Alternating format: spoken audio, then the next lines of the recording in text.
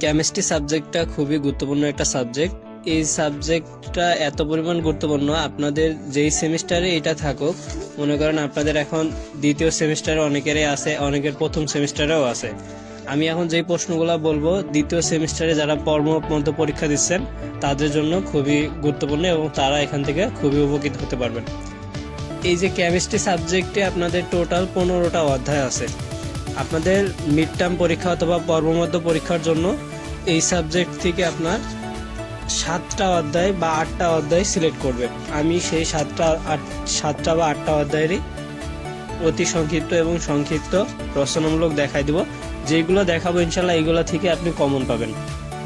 লাইভটা দেখতেছেন, আপনি একটু কমেন্ট করবেন যে আপনার পলিটেকনিক নেম এবং আপনার ডিপার্টমেন্ট নেম। আর আশা করি আমরা আপনাদেরকে ইতিপূর্বে মিড টার্ম প্রস্তুতির জন্য বাংলা, ইংরেজি, ম্যাথমেটিক্স এবং অন্যান্য ফিজিক্স অন সাবজেক্টের পরমধ্য সাজেশন দিয়েছি। এখান থেকে আপনারা সর্বোচ্চ কমন পাবেন। এখন আমরা দেখব কেমিস্ট্রির কিভাবে আপনি কতটুকু পড়লে পরমধ্য পরীক্ষা খুব ভালো দিতে পারবেন।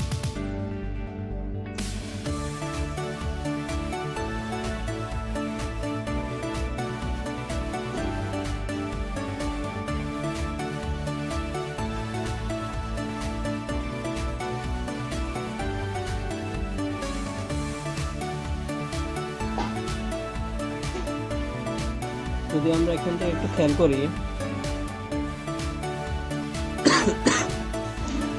আচ্ছা আমরা এখান থেকে দেখতে পাচ্ছি, যদি দেখা যায় তাহলে একটু খেয়াল করবেন।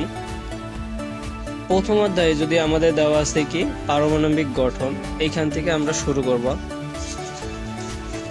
এখান থেকে দেখেন, আমি বোঝানোর জন্য এখান থেকে একবারে অতি সংক্ষিপ্ত প্রশ্নের কাছ থেকে পড়াবো। আমাদের সাউন্ড ক্লিয়ার আছে কিনা একটু জানাবেন।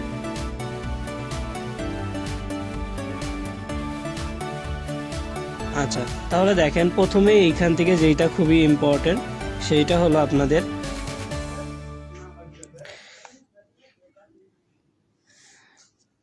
এইখান থেকে দেখেন, আমি একটা প্রশ্নই দিব আর কি।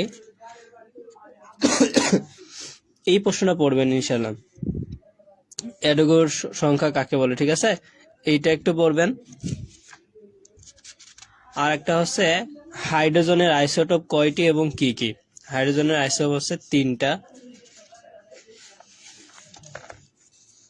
আচ্ছা, দ্বিতীয়ত আমরা এখান থেকে যেটা দেখবো H2SO4 এর আণবিক ভর, ঠিক আছে?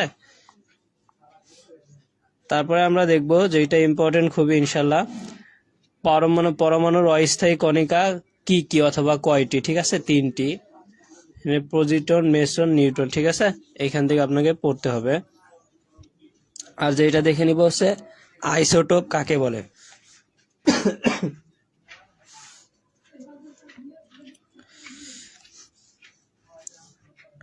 এইটা খুবই সহজভাবে করা যায় এবং খুবই একটা টেকনিক্যালি শিখলে আপনার সহজেই মনে থাকে আর কি।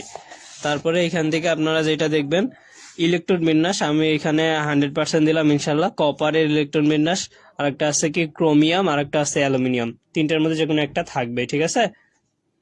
এখান থেকে আমরা করব। আর একটা বিষয় রচনামূলক এবং আপনার সংক্ষিপ্ত জন্য আমি যদি আহ্বায়ক নীতিটা কি, এই নীতিটা একটু পড়বেন। আর পলির বর্জন নীতি, এখান থেকে আপনি কমন পাবেন, ঠিক আছে? আর পটাশিয়ামের ইলেকট্রন বিন্যাসটা দেখবেন। ক্লোরিনেরও দেখবেন ইলেকট্রন বিন্যাসটা সহজ, 1s2 2s2 2p6 এইভাবে পারা যায়। আর এখান থেকে আমি মাত্র একটাই হচ্ছে যেটা দিব হচ্ছে অণু এবং পরমাণুর মধ্যে পার্থক্য, এটা পড়বেন। তাহলে আপনার অণু কি জিনিস, পরমাণু কি জিনিস সহজে আপনি সুন্দরভাবে লিখতে পারবেন। আর এইখান থেকে আমি একটা মাত্র রচনামূলক প্রশ্ন দিব, যেটা আপনি খুব সহজে পড়লে এইখান থেকে আপনি ভালো ফলাফল পাবেন, ঠিক আছে?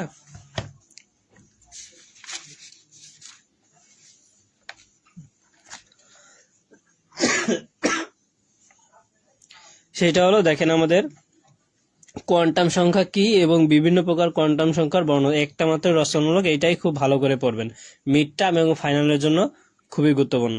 আর এখান থেকে যদি পড়তে ভালো লাগে তাহলে এটা পড়বেন, অরবিট এবং অরবিটালের মধ্যে পার্থক্য। তাহলে এই অধ্যায়ে দেখেন 4 থেকে 5টা প্রশ্ন পড়ে আমাদের সংক্ষিপ্ত, অতি সংক্ষিপ্ত এবং রচনামূলক কমপ্লিট।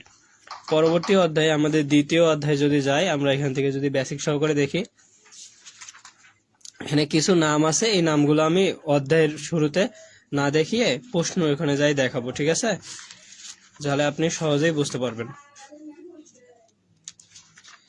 তাহলে এখান থেকে দেখেন,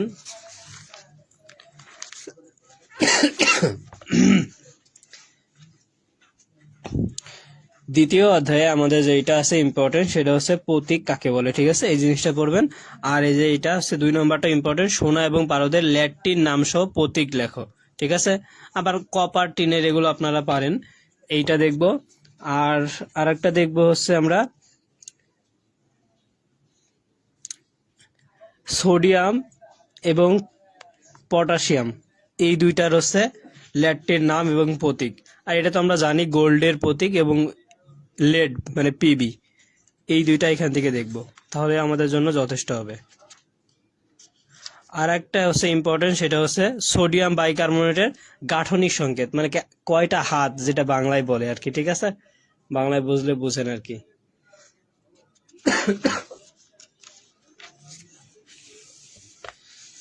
আর এইখান থেকে আমরা দেখব হচ্ছে সালফিউরিক অ্যাসিডের গাঠনিক সংকেত একটা দেখব। আর একটা দেখব হচ্ছে আমাদের এখানে H3PO4। আর একটা খুবই 100% ইম্পর্টেন্ট দিলাম হচ্ছে ব্লিচিং পাউডারের সংকেত লেখো এবং গাঠনিক সংকেত, ঠিক আছে? CaOClCl, ঠিক আছে? এইটা খুবই ইম্পর্টেন্ট দিলাম, ইনশাল্লাহ এটা আসবে। আরেকটা হচ্ছে এখান থেকে পড়বেন মৌলের সুপ্ত যোজনী ও সক্রিয় যোজনীর সংজ্ঞা দাও। আর একটু দেখে যাবেন যৌগমূলক কাকে বলে বোঝায়, ঠিক আছে? এই প্রশ্নটা খুবই ইম্পর্টেন্ট।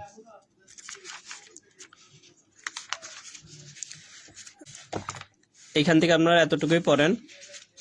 ও আর একটা এখানে ইম্পর্টেন্ট, সেটা হচ্ছে, এটা খুবই সহজ, তারপর একটু বলি যে ধনাত্মক আর দুইটা ঋণাত্মক যৌগমূলকের নাম, ঠিক আছে?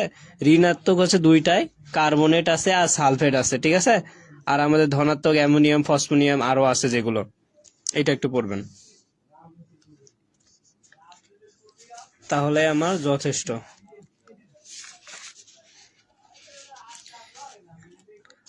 তৃতীয় অধ্যায় থেকে যেটা পড়বেন সেটা হলো, এখানে ম্যাথ আপনার দিবে না আশা করি আমি, যেটা এখান থেকে আসার মতো সেটা একটু দেখেন।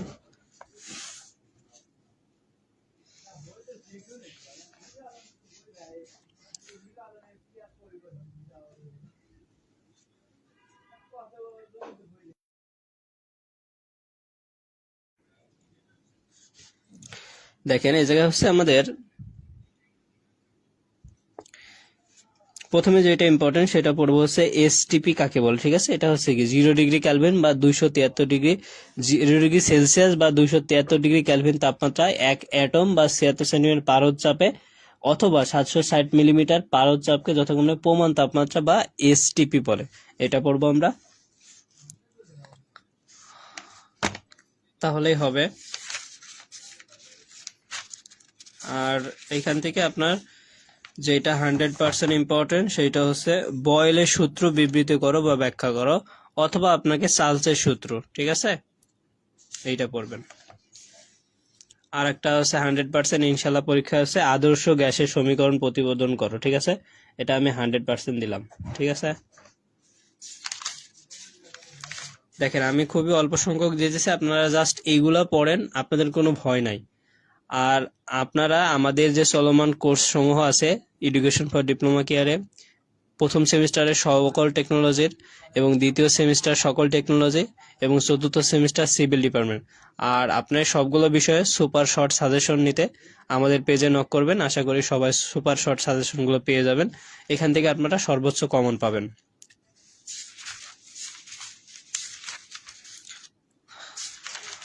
আর আমাদের পেইড ব্যাচে আপনি অংশগ্রহণ করেন, আশা করি আপনার এই সেমিস্টারগুলো নিয়ে কোনো টেনশন থাকবে না, আপনি সহজেই নিশ্চিতে পাশ করতে পারবেন।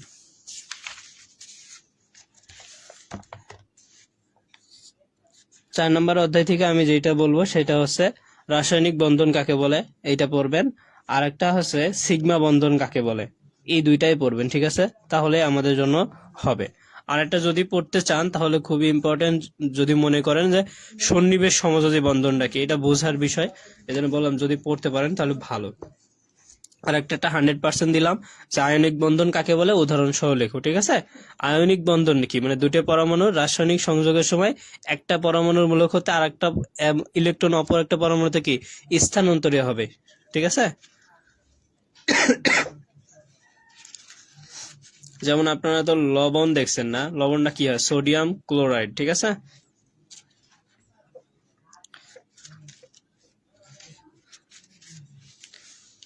এটা অনেক বোঝার বিষয় ছিল আর কি। আর একটা আমি প্রথমে বলি সমযোজী বন্ধন কাকে বলে উদাহরণ সহ, ঠিক আছে, খুবই একটা ইম্পর্টেন্ট, এটা পড়ব। প্রথমেই আমরা বলছি সিগমা বন্ধন কাকে বলে, এটা একটু পড়ে নিলে আমরা পারবো। এখান থেকে এতটুকুই যথেষ্ট। আর এইখান থেকে আমি যেটা বলছি এই যে এটাই, যে আয়নিক বন্ধন বা সোডিয়াম ক্লোরাইডের মধ্যকার বন্ধন প্রক্রিয়া দেখাও, ঠিক আছে। যে সোডিয়ামের কত, আমাদের সোডিয়ামের হচ্ছে 11 আর ক্লোরিনের কত 17, তাহলে সোডিয়াম একটা ত্যাগ করে ক্লোরিনকে দিবে, হ্যাঁ, ক্লোরিন একটা গ্রহণ করবে। এই যে ঘটনাটা ঘটে সেই বিষয়টা সম্পূর্ণ বিস্তারিত আছে, একটু পড়ে নেবেন। আর 5 নম্বর অধ্যায় থেকে আমরা যদি দেখি, এইটা খুবই ইম্পর্টেন্ট একটা অধ্যায় এবং এখান থেকে আপনার অতি সংক্ষিপ্ত থাকবেই। তাহলে আমরা প্রথমেই দেখবো যে এটা ইম্পর্টেন্ট, আমি বলবো 100% ইনশাল্লাহ, যে রাজ অম্ল কি, ঠিক আছে। এটা হচ্ছে আপনারা দেখেন যে হাইড্রোক্লোরিক অ্যাসিড এবং নাইট্রিক অ্যাসিডের মিশ্রণকে রাজ অম্ল বলে বা অম্ল রাজ বলে, ঠিক আছে। আর একটা ব্যাখ্যা এ জায়গায় হচ্ছে অ্যালুমিনিয়াম Al2O3 কে উভয়ধর্মী অক্সাইড কেন বলা হয়, এটা একটু পড়লেই আপনি বুঝতে পারবেন। আর এইখান থেকে যেগুলো খুবই গুরুত্বপূর্ণ সেইটা হলো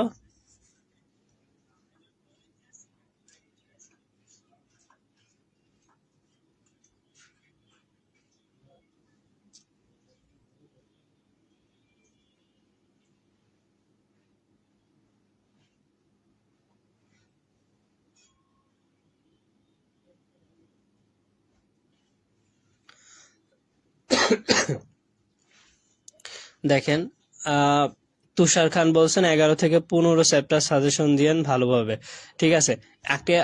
আপনাদের পরীক্ষা কিভাবে হবে, 11 থেকে 15 চ্যাপ্টার না প্রথম থেকে হবে?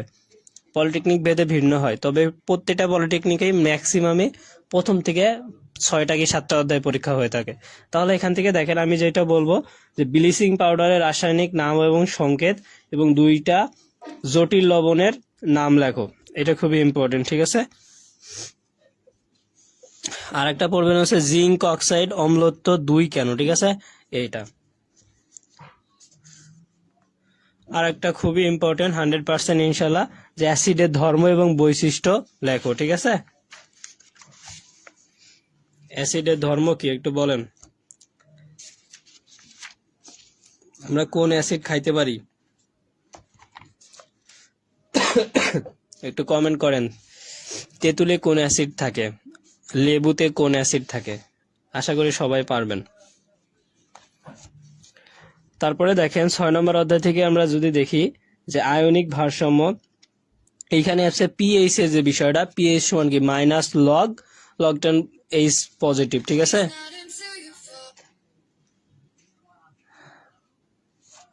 তাহলে আমরা এখান থেকে যদি দেখি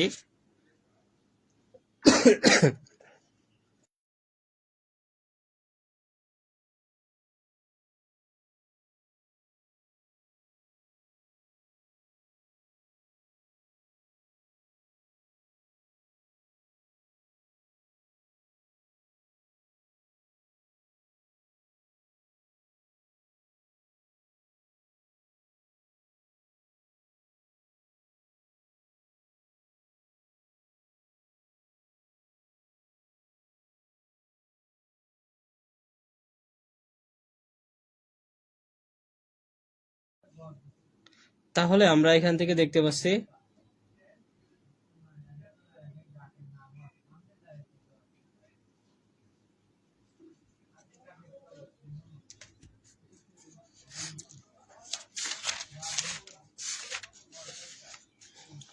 এখান থেকে যেটা খুবই ইম্পর্টেন্ট সেটা হলো পিএইচ কাকে বলে, বিশুদ্ধ পানির পিএইচ কত, ঠিক আছে। এটা খুবই ইম্পর্টেন্ট, 100% ইনশাল্লাহ আসবে, ঠিক আছে। আর একটা এটা একটু পড়ে রাখবেন যে মানুষের রক্তের পিএইচ কত, আমরা তো মানুষ, এটা জানা দরকার সবারই, ঠিক আছে। আর একটা বিষয় এই জায়গায় আছে, সেটা হচ্ছে মোলার দ্রবণ কি, ঠিক আছে, এটা খুবই ইম্পর্টেন্ট। এবং আরেকটা আছে প্রমাণ দ্রবণ বা প্রমিত দ্রবণ, ঠিক আছে। আচ্ছা, আর একটা 100% ইম্পর্টেন্ট ইনশাল্লাহ, যে নির্দেশক বলতে কি বোঝায়, ঠিক আছে, এটা খুবই ইম্পর্টেন্ট, এটা আমরা পড়বো। আর দুটা নির্দেশকের নাম বললে, যেমন আমরা পড়ছি না 9-10-এ, লিটমাস, নীল লিটমাস লাল করে, মিথাইল রেড আছে, এগুলো একটু পড়ে নিব একটু, ঠিক আছে। আর প্রথমে এটা পড়তে বলছি পিএইচ, ওইটা পড়লে এটা খুবই সহজ হবে। পিএইচ এর শুধু এই সূত্রটা শিখবেন, পিএইচ সমান minus log 10 H ion positive, ঠিক আছে, এই দুইটা সূত্র আপনি শিখবেন।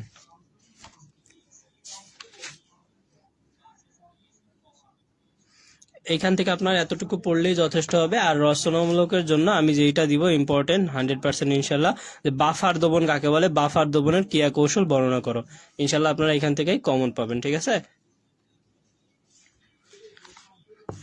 আর 7 অধ্যায়টা খুবই ইম্পর্টেন্ট, এখানে খুবই সহজ অধ্যায়। আপনারা যদি একটু পড়েন আমি যেগুলো বলতেছি, তাহলে আপনার মিড টার্ম পরীক্ষা অনেক ভালো হবে এবং ফাইনালের জন্য আপনার একটা প্রস্তুতি হবে। রাসায়নিক বিক্রিয়া কি, এটা পড়বো আমরা। তারপরে কি তাপোৎপাদী বিক্রিয়া কাকে বলে, এইটা পড়বো। আর তাপ হারে বিক্রিয়া, বিশেষ করে এই অধ্যায়ের এই দুইটা প্রশ্ন আমরা পড়বই।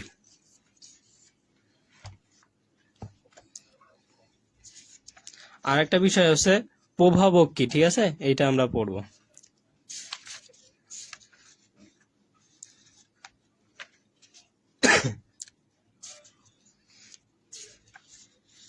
আর একটা পড়বো আমরা এখানে হচ্ছে, যারা একটু পড়তে পারবেন তারা এটা পড়েন, যে অটো প্রভাবক বলতে কি বোঝায়, ঠিক আছে, এটা একটু পড়বেন।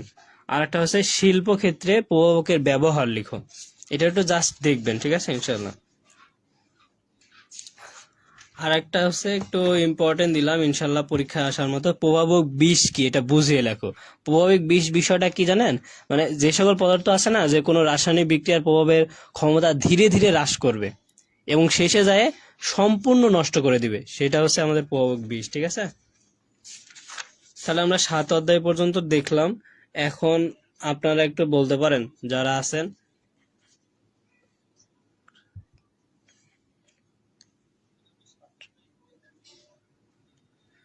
হ্যাঁ, তেঁতুলে থাকে টার্টারিক অ্যাসিড আর লেবুতে লেমনে থাকে হচ্ছে সাইট্রিক অ্যাসিড, ঠিক আছে।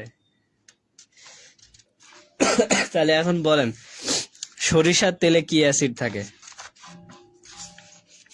এবার একটু কঠিন হয়েছে না।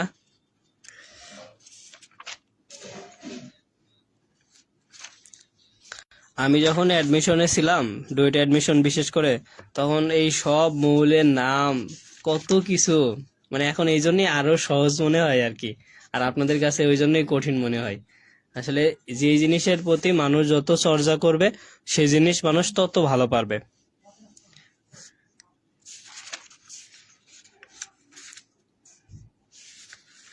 কারণ এখানে পড়াশোনাগুলো এমনই, একটু পড়লে আমরা সহজ মনে হবে, আর যদি না পড়ি তাহলে অনেক অনেক কঠিন মনে হবে। এখানে সব থেকে গুরুত্বপূর্ণ যেটা হচ্ছে জারণ আর বিজারণ, ঠিক আছে, এই জিনিসটা কি, এই জিনিসটা সবাই পড়বেন, জারণ আর বিজারণ কি, এটা অনেক সহজ বিষয়, একটু পড়েন তাহলেই বুঝবেন। মোটামুটি আমি হচ্ছে মিড টার্ম একটা ভালো প্রস্তুতি নেওয়ার জন্য এতটুকুই দেখাইলাম।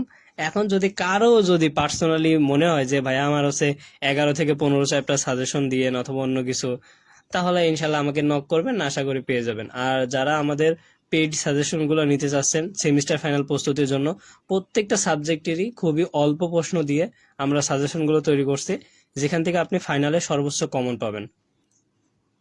আশা করি সবাই বুঝতে পারছেন। আজকে আমরা এতটুকুই রাখবো ইনশাল্লাহ, তাহলে আপনাদের জন্য যথেষ্ট হবে। ধন্যবাদ সবাইকে, আসসালামু আলাইকুম।